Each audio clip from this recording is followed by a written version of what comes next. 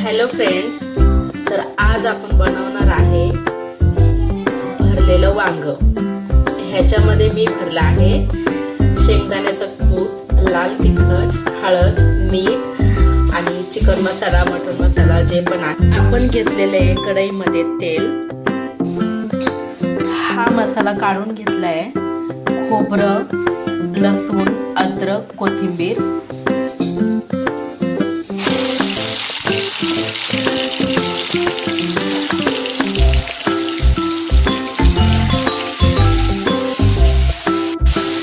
हा मसाला तेल सुटेपर्यंत परतून घ्यायचा आहे.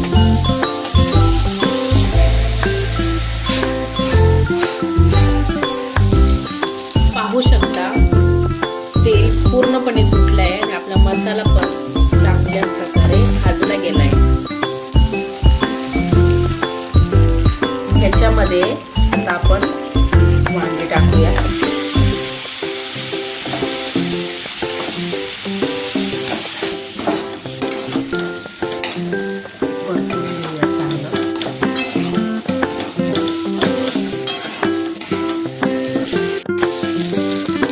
थोडंसं वांग परतून घेऊयात आपण.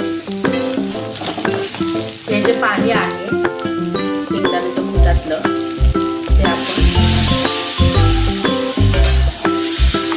आणि मग जेवढं आपल्याला पाणी भरायचंय ह्याच्यामध्ये तेवढं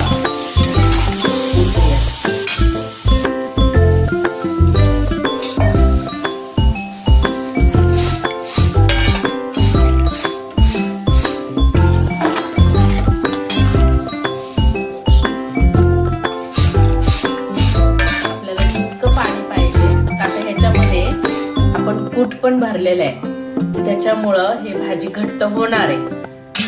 भाजी शिजली पण पाहिजे. चिरलेली कोथिंबीर टाकून